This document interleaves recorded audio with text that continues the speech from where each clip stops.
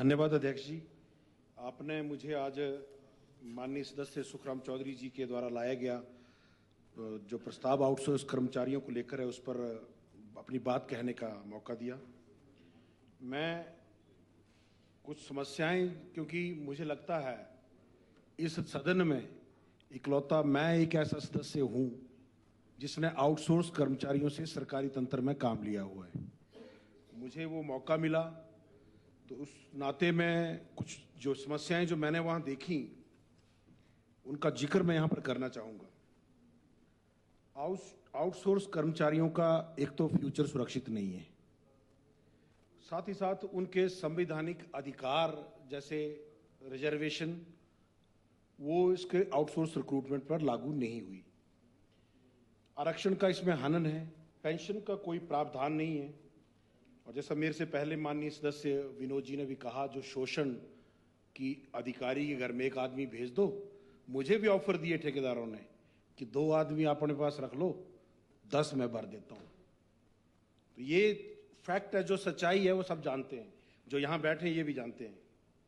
उसके बाद जब कोई काम करती बार किसी आउटसोर्स कर्मचारी के साथ दुर्घटना हो जाए तो उसको मुआवजा देने का कोई प्रावधान नहीं है। परंतु आउटसोर्स कर्मचारी जो है वो अपने आप में एक देवता हैं। क्यों?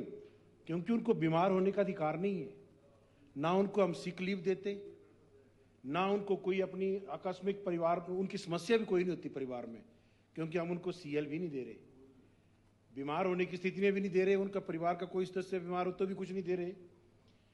तो डराते हैं उनको फिर अधिकारी लोग कि ऐसे काम कर नहीं तो तुम्हारे पर सर्विस रूल का हवाला देकर उल्लंघन करा के हम तेरे पे एक्शन ले लेंगे। तो मैं ये पूछना चाहता हूं, क्या सर्विस रूल आउटसोर्स कर्मचारियों पर लागू होते हैं? जहां तक मुझे ज्ञान है नहीं लागू होते। कुछ बातें जो मेरे से पहले वक्ताओं ने कही, थोड़ी सी चीज मैं इस पर कहना चाहूंगा। कहा कि कोरोना काल में बीजेपी के लोग लगाए गए। मैंने लगाए हैं कोरोना काल पे, मैंने कोई अपना रिश्तेदार नहीं लगाया, ना ही कोई मुझे किसी मिनिस्टर का, किसी चीफ मिनिस्टर का फोन आएगी उसको लगा दो उसको लगा दो। वास्तविक स्थिति पता क्या थी?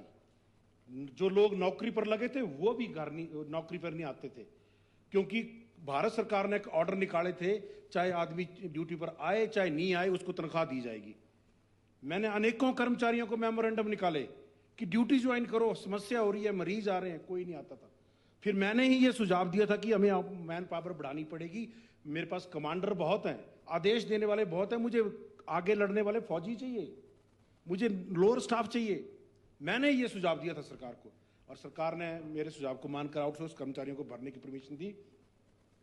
1.5-2 महीने तक कोई भी नहीं आया, और फिर जिनको भरा वो पता कौन लोग थे कि डॉक्टर साहब मेरे को बड़ी जरूरत है नौकरी की, मैं यहाँ पे इकलौती लेडी यहाँ रहती हूँ, मैं विधवा हूँ, मेरे घर में माँ बाप बीमार हैं।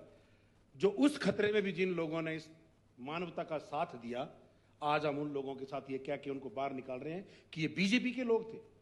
मुझे गर्व होता है अगर ऐसी बात है वो बीजेपी के लोग थे, तो बीजेपी के लोग ने कम से कम उस वक्त मानवता को बचाने के लिए काम किया। आप लोगों की तरह भाग नहीं गए। बात कहते हैं कि जब असलियत मालूम ना हो, बात कुछ और चलती हो तो उसमें फिर राजनीतिक बात कहेंगे, ये गलत है। माननीय अध्यक्ष जी, मैं आपसे भी इस बात पर इंस्ट्रक्शन चाहूंगा कि आप निर्देश जारी करें, जब प्रस्ताव की बात हो रही है तो उसमें राजनीतिक बात ना की जाए। तो कृपया करके इस बात का सब ध्यान रखें। कुछ सुझाव मैं देना चाहूंगा, और यह भी मैं दावा करता हूं, आप बोलते रहिए इस सदन में, आप कभी भी आउटसोर्स कर्मचारियों के लिए ऐसी कोई पॉलिसी नहीं बना पाएंगे जो उनको स्थायी रोजगार दे। इसका कारण बताता हूं।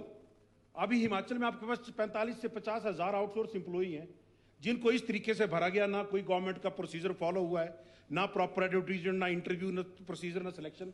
कोर्ट कभी भी उनको रेगुलर नहीं होने देगा, और अगर आप रेगुलर करने की पॉलिसी बनाएंगे भी तो 6,33,505 बेरोजगार कोर्ट में खड़े होंगे। और लोकतंत्र में हमेशा larger interest of the public देखा जाता है, ना कि individual interest of the public. तो ये झूठे लोक लुभावने वायदे करके कि हम आएंगे 1 महीने में आउटसोर्स के लिए पॉलिसी बना देंगे, रेगुलर कर देंगे, वो गलत है। तो मैं बस छोटे से सुझाव देकर अपनी वाणी को। डॉक्टर जनक जी सर, ये आएंगे जाएंगे वाली बात थोड़ी नहीं, है। वो छेड़ा इन्होंने। ये तो रेजोल्यूशन लाया हुआ चौधरी साहब ने। आप प्रैक्टिकल बात कह रहा यहाँ हूँ, तो रेजोल्यूशन गवर्नमेंट पे का आ रहा हूँ रेजोल्यूशन सर, थोड़ी है ये। बिल्कुल सुझाव पे आ रहा हूँ सर। आउटसोर्स कर्मचारी बेचारा इस उम्मीद में पीड़ा में रगड़ा खा रहा है कि मैं कभी रेगुलर हो जाऊंगा। तो मैं ये स्पष्ट करना चाहूंगा, ये इतना आसान काम नहीं, हम नहीं कर पाएंगे। सुझाव मैं देता हूं आपको, सुझाव आप क्या कर सकते हैं उनको राहत देने के लिए? सुझाव नहीं, सुनो, मिनिमम वेजेस एक्ट लागू करें। साहब एक मिनट सुनो, बैठो जरा। सुझाव आप ये जो इन्होंने बोला है इस पर दो जी, कि भाई इन्होंने बोला हरियाणा की तर्ज पर ऐसी पॉलिसी बनाई जाए जहां जिससे आउटसोर्स जैसे उन्होंने बनाया उसी एनोलॉजी पर यहाँ काम करो। तो आप वो बोलो ना कि जो चौधरी साहब ने बोला वो ठीक है। और इसमें कि लीव रूल लागू करें, मिनिमम वेजेस एक्ट लागू करें और कम से कम अटल पेंशन योजना के तहत इनको लागू करें। और मैं भी माननीय सदस्य सुखराम चौधरी जी ने जो कहा कि हरियाणा की तर्ज पर एक ऐसी पॉलिसी बनाए ताकि इनका हम शोषण रोक सकें, इस पर सरकार विचार करे। बहुत बहुत धन्यवाद अध्यक्ष जी, आपने मुझे बोलने का समय दिया।